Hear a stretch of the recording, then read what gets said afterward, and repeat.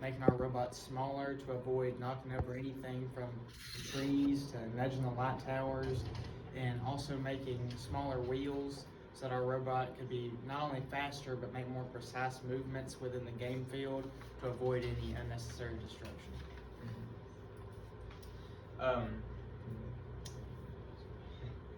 Some of the requirements that influenced our design was to be destructive, we also have to be safe. And in order to do so, we have to be very precise with how we do things. So we did some research and found that the smaller the better.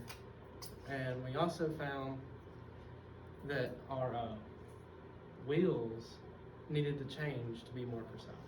And I believe that what we did is very helpful. Yeah, along with the robot being smaller being good for more precision, it also had a lot to do with safety, as this game has a lot to do with demolition and construction, in which robots would be used in conjunction with human operators. It was important to keep the size down and a bit more contained. That way it would be safer for people to work alongside in the field. Some of the design specifications that we specifically catered to when going into this were speed. As he stated, the design required us to be a little bit smaller, and also the time management, we needed to be a little bit faster than we had in the past. So with these smaller wheels, we were able to achieve more speed, which would allow us to get from objective to objective faster.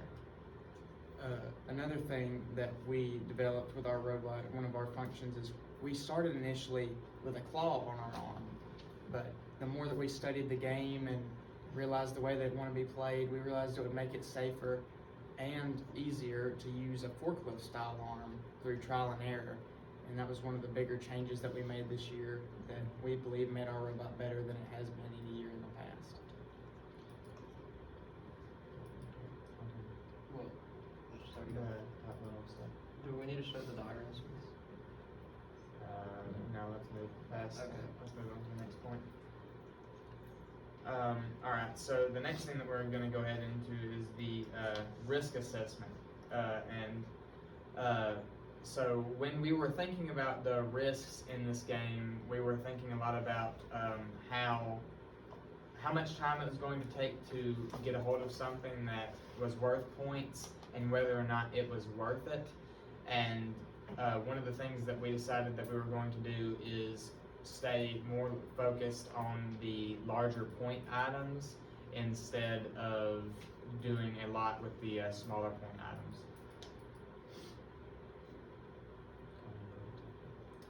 So some things we did for prototyping this year is, well, this year we had some unsuccessful attempts, such as this year we tried a third wheel, which would allow us to freely move and just allow less resistance when moving about the game field.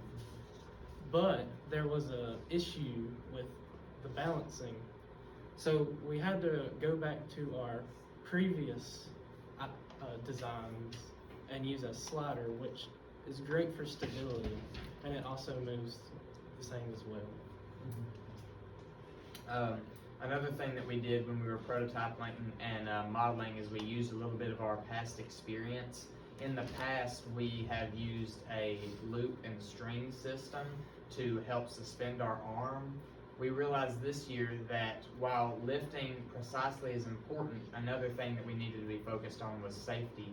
So this year we simplified our spindle system so that the spindle and motor are directly in line with the end of the arm. That way there are fewer points of failure, and we felt like that would be safer for people who are working alongside the robot.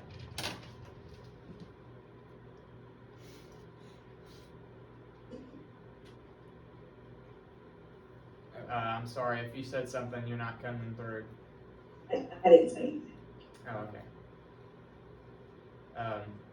When going into research on this robot, like I said, we looked a lot into real world applications and real-world designs, but we tried to marry those real-world designs with the past experience that we've had.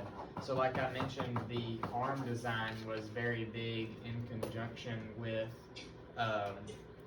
what we have done in the past, but how we changed that to fit the game better. We feel like reusing, or maybe not reusing, but reutilizing some of our older ideas and older parts in manufacture is better for sustainability purposes.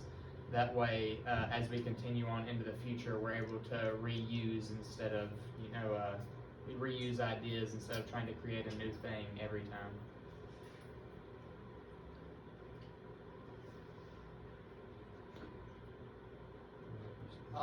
This year we decided that we were going to go less heavier. I think there's better words for that, but yeah, we wanted to be less. We wanted to be more light. That way we could be faster this year, and we also wanted to be smaller in terms of size because, well, there's a lot more things on the field that we can interact with and ultimately lose points on if we hit the wrong thing. For instance, the light poles. We spent a lot of time making sure our the robot was able to stay together correctly because we basically spent a lot of time on bracing the robot and making. Yeah. As previously stated, when we moved back to the slider, we realized that the slider was very important not only for sustainable movement, but also for structural integrity. It, like previously mentioned, made the robot a lot more stable, but also allowed our robot's front end to be multifaceted, not only for movement, but also for use on the game field when moving around debris on the work site. And in the past, our wheels wouldn't really grip very well. And this year we have re-engineered our wheels, and they work much better than they have in the past. What did you do different with the wheels? We added the rubber from the back tire that was included in our consumable box, and we wrapped it around the wheels, and it just acts like a normal tire would and gives us more traction. It has greatly improved our accuracy when moving around as compared to previous years. And then on top of that, the actual we usually would use friction tape right around the wheel, and those usually get dirty, and it stops. It's easier to clean and easier to maintain. Yeah, much more sustainable. And it also allows us to have spares on hand since the tire or the rubber tire goes on over the wooden wheel. It allows us to already have pre-manufactured wheels, and that was something when we started to manufacture the robots and send them out, that we would include, extra tires. That way you could reuse a little bit more than with other robots. This year we have decided that we were thinking about providing multiple models of our robots, so you could have, for instance, our forklift and arm. But we decided that sacrificing those parts and allowing people just to add them on if they want them wasn't a very smart choice because we want to keep places safe. We don't want to compromise on worker safety, right? So we decided that we would sell the entire robot with everything included. Mm-hmm. Sell it as more of a package deal for safety purposes more so than for frugal purposes. And then some lessons that we learned during this game were that in the past we have used a similar design, I guess you could say. We've tried to stick with what we know, and this game has really pushed us out of that comfort zone. It's allowed us to really understand that you don't have to stick to one thing for everything, and that sometimes being more specialized, especially for a demolition site, is better for results and for safety. Speaking of safety, that was one of the main things that we stepped up this year. Like Matthew stated earlier, this is the first year we ever had autonomy to to enter the hazardous zone around the pipe bundle that could keep workers safe, as well as we mentioned earlier, making our robots smaller. Safety was one of our main priorities this year, going along with the game theme and just as overall. Safety was definitely paramount this year.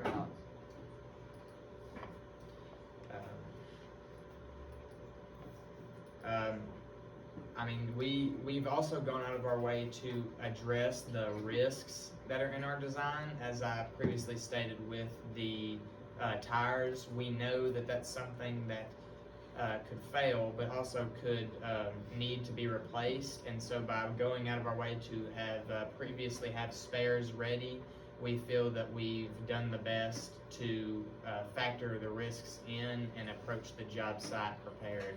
Right. And I feel like it's also important to mention the fact that we decided that we were going to start using rubber wheels because we were having a lot of accuracy problems with the wheels where they would just keep on spinning and not actually gain any traction. Especially for autonomy. And for autonomy, that was a big deal because, you know, we would run it once and it may go 2 feet. The other time it may go nowhere. So it was a big thing we had to improve on. That was one of our greatest, I guess you could say, trial and error or prototyping victories was the rubber wheels. It was something that really helped us, the learning of how to do this, and it's really been an eye-opener for us when it comes to the movement of the robot. This game has definitely taught us a lot about how to move around successfully and how to be precise. Good. Anything else? Do y'all have any CAD drawings and things like that you worked on? Yeah, we have them up. We can throw them up on. We've got them on the computer. I can pull them up for you real quick. We did a lot of block diagrams. If you hold on 1 second, we can get them pulled for you real quick. Here we go. Let me get you flipped around. This might be a little disorienting. That's okay. Alright, so tell me when you can see them good. I'm not sure where I'm pointing this thing at. Yeah, put it up just, go up just a little bit. You're close. Yeah, can you angle it more? Here, set it Wait, back. can we screen share with Zoom? Is that possible? Yeah, can we screen There you share? go. Can we? Yeah, you can screen share, definitely. That's fine. Let me set you back the right way then, and we'll do Okay. it that way. Can I see your mouse? You're fine. Screen share. Hold on, sorry. I like your classroom. Thank you. I can't really. Yes, that's perfect. I can see that well. I can't see you anymore, so one second, please. You have to click. That's okay, as long as you can hear me. Okay, you have to click. Okay. There we go. So you can see the stuff on the screen? Yes, sir. Alright. So as you can see, these are some, let me walk you through. So up there in the very top left on that drawing, that's the top brace for our arm system, as well as the one in the top right corner, there's 2 sides to that. That's the structural support that holds our entire arm system up. That allowed us to really make a secure frame, I guess you could say, to hang the robotic arm from, because it is one of the largest parts of our robot. And then in the middle and the left middle, you can see the spindle system that we employ to move the arm up and down. That spindle, as you can see, the mount on the right side connects directly to the motor, and there's string wrapped around it that's connected directly to the end of the arm. And that allows us a lot of control and to securely have it set up that way we don't have to worry about it breaking. And then on the right side, as you can see, that was the very first rough. sketches that we did of the robot. You can see that unsuccessful third wheel idea right there. It may be a little hard to glean from the rough drawings, but that's when we were very first talking about it, and that was where it all started right there. So that gives you That's where the best engineering designs come from, and that looks about like my drawing, so. That's how you get your ideas, so no problem. yeah. Good job. If you want to flip, Alright, go. flip through some. I believe that we Go have. ahead. Okay. Can I just go back? Can you go back? Yes. Here. Hold on. Wait, give me one There- second, there's please. other. There's another set. Oh, that I we, can't uh, spell I did not know that. I'm sorry. That's the wrong. Wait, there we go. All right. So that one on the top left corner is a bit closer to what it looks like right now. So as you can see, the forklift design that we went with instead of a claw type design, it reuses the arm that had the claw on it, but scraps